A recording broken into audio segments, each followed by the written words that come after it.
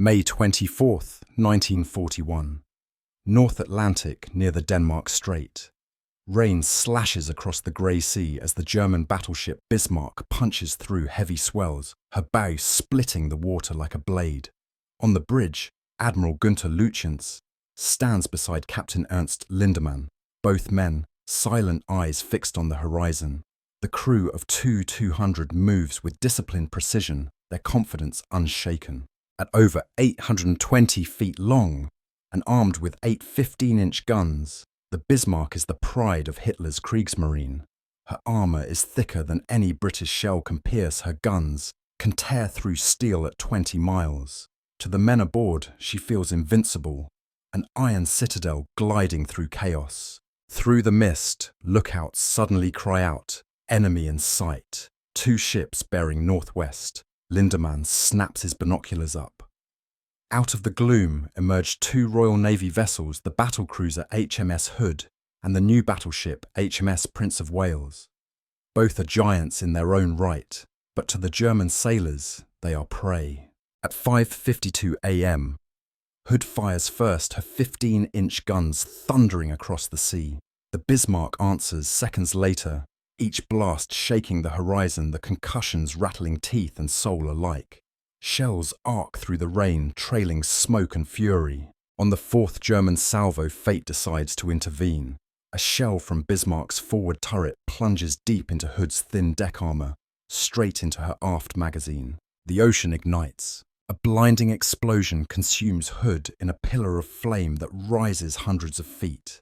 In less than 3 minutes, the pride of the Royal Navy vanishes beneath the waves. Only 3 survivors remain from a crew of 418. On the Bismarck, stunned sailors cheer, some shouting, others frozen by what they've just witnessed. Captain Lindemann turns to Admiral Lütjens. "I request permission to cease fire on the wreck, sir." His voice is low, almost reverent. Lütjens nods once. "Very well." The Prince of Wales, damaged and bleeding smoke, withdraws. The Germans have won, for now.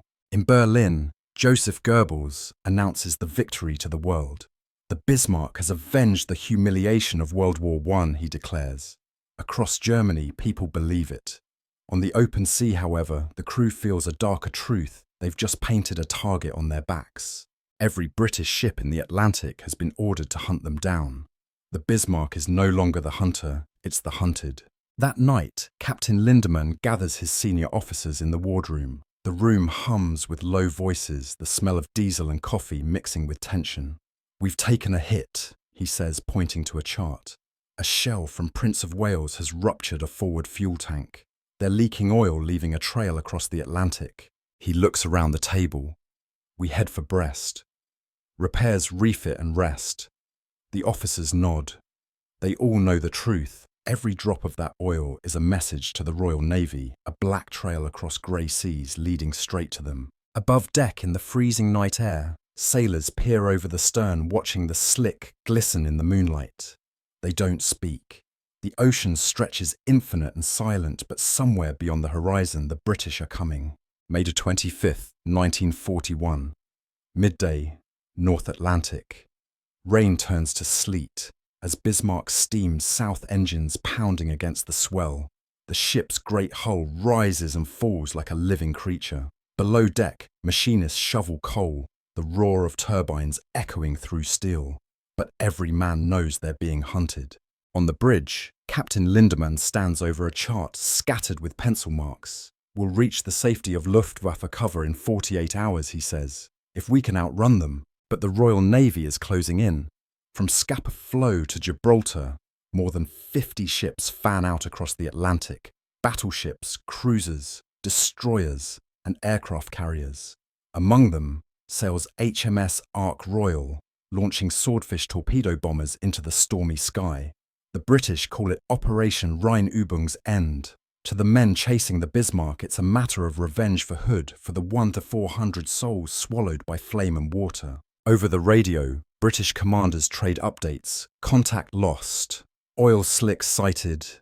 Bearing 240 degrees. Each transmission tightens the noose. Meanwhile, the Bismarck's crew toils under relentless weather.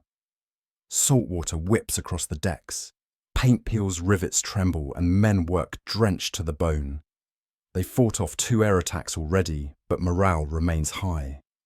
The ship's band even plays in the mess that night, a defiant waltz echoing through steel corridors. In the officers' quarters, Lutyens writes a coded message to Berlin. Have shaken pursuit for now, continuing toward France. Ship combat capable, crew morale excellent. But at that same hour, hundreds of miles away, a Catalina flying boat spots a faint smear of smoke on the horizon. The pilot leans into the radio enemy battleship sighted. Within minutes, the entire Royal Navy pivots. King George V, Rodney and Ark Royal converge. The chase begins anew. Evening descends, bringing the storm with it. On Ark Royal, a squadron of aging swordfish biplanes lifts off into rain and wind. Their canvas wings flap violently, engines sputtering. One pilot mutters over the radio, "If this doesn't kill us, the Bismarck will." They fly low, dangerously low waves, nearly brushing their landing gear. Lightning flickers, illuminating the massive silhouette of the Bismarck below. Target in sight. The attack begins. Tracer rounds tear upward as German gunners open fire, their 37mm and 105mm guns filling the sky. The biplanes weave through explosions, launching torpedoes at near suicidal range. The first torpedo slams into the hull, glancing below. Another hits aft, but fails to detonate. Then one weapon, almost by accident, strikes home. A single 18-inch torpedo hits Bismarck's stern, jamming her rudder at 12 degrees to port. On the bridge, the helmsman struggles with the wheel. Rudder not responding, he shouts. Captain Lindemann barks orders. Engines reverse rudder, full starboard. But the ship only begins to circle.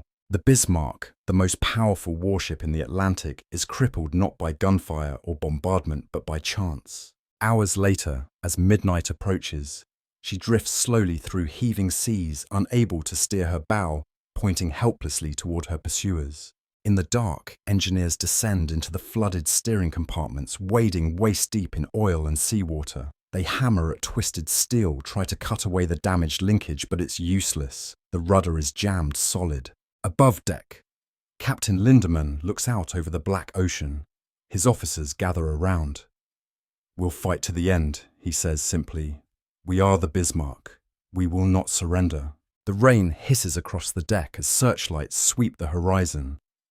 Somewhere out there, the Royal Navy is closing fast. The hunters have found their prey.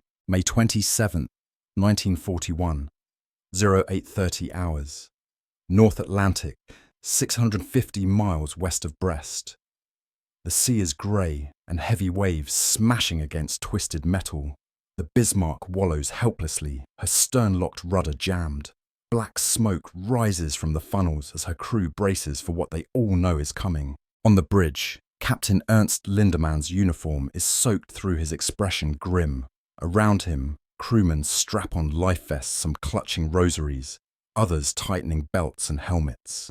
In the distance, faint but unmistakable, comes the low, rolling thunder of naval guns. "They're here," someone whispers.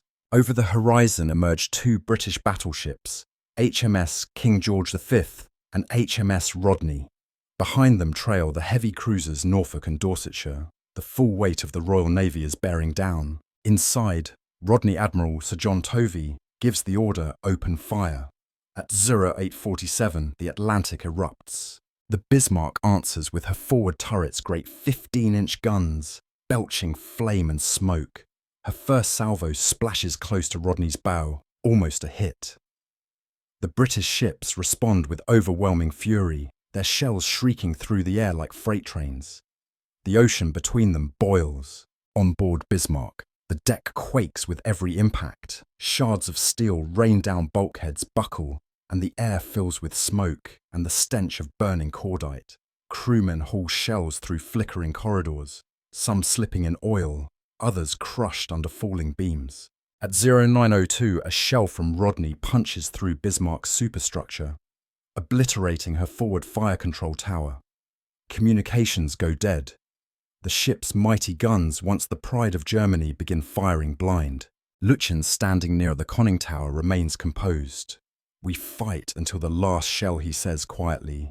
Moments later, a burst of shrapnel cuts him down where he stands.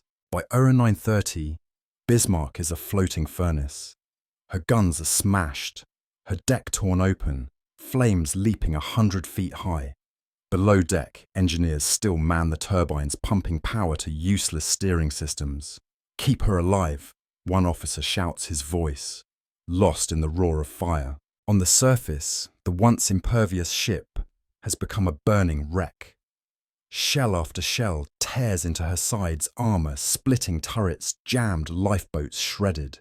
The crew fights fires with buckets, dragging the wounded through smoke so thick it blinds. At 09:40, a final shell from Rodney strikes amidships, detonating deep within the hull. The explosion blows open the side of the ship. Men are thrown into the air like ragdolls. The bridge collapses. Lindemann, bloodied and staggering, makes his way to the railing. "Long live Germany," he murmurs. Then turning to his crew, "Abandon ship." The order passes mouth to mouth through the inferno. Some refuse to leave. Others leap into the black water, their uniforms instantly soaked with oil. At 10:15, the Bismarck is a crippled silhouette, her engines dead, her flag still flying. Admiral Tovey, watching through binoculars, lowers them slowly. "Cease fire," he says. "Let her die with her colours." The British withdraw, leaving Dorsetshire to finish the job. 2 torpedoes strike the burning giant's flank. The ship groans a deep metallic sound, almost like a moan, and begins to roll. As seawater floods through her ruptured hull, the Bismarck starts to sink stern first. Men cling to the rails, singing, praying, or screaming. The ocean swallows her slowly, methodically. At 10:40 hours, the Atlantic closes over the last visible piece of the Bismarck. Out of a crew of over 2,200, only 114 survive. The Royal Navy sails away in silence. There is no cheering, only the wind and the vast cold sea. Far above, the clouds begin to clear. The same Atlantic that carried Germany's pride has now become her grave. May 27th, 1941. Late afternoon. The sea is eerily calm again. The smoke from Bismarck's wreck drifts like funeral incense across the Atlantic. Patches of oil and burning debris cover the surface, shattered planks, helmets, bits of torn uniform, empty lifebelts. Amid it all, small figures float, calling weakly for help. British destroyers, Cossack and Murray, move cautiously through the wreckage, their engines idling, searchlights sweeping over the waves. Sailors lean over the rails, ropes and nets in hand. "There's one there, starboard bow," someone shouts. They haul up a young German sailor, his hands, raw face blackened with soot. He's trembling, eyes wide with disbelief. In the water, hundreds more drift silently, many already dead from cold or wounds. Dorsetshire lowers boats to rescue survivors, but the watch officers grow anxious. There are reports of U-boats in the area. After only 20 minutes, the order comes. "Cease rescue, full speed ahead." The remaining Germans are left behind, their voices fading into the wind. Among those saved is survivor Otto Maus, an engineer's mate. Wrapped in a blanket aboard Dorsetshire, he sits motionless, staring into nothing. When an English sailor offers him tea, he whispers, "The sea took everything." Beneath the surface, the Bismarck settles on the ocean floor 3 miles down. Her great hull, once the symbol of Nazi naval might, lies twisted and broken. The bow is sheared open, her turrets torn from their mounts, her once proud swastika barely visible through the darkness. Around her rest hundreds of sailors who went down with her men, who had believed themselves untouchable. In Berlin, the news spreads slowly. Goebbels censors the broadcast, calling the loss heroic. But in the Kriegsmarine, officers stare at the message in silence.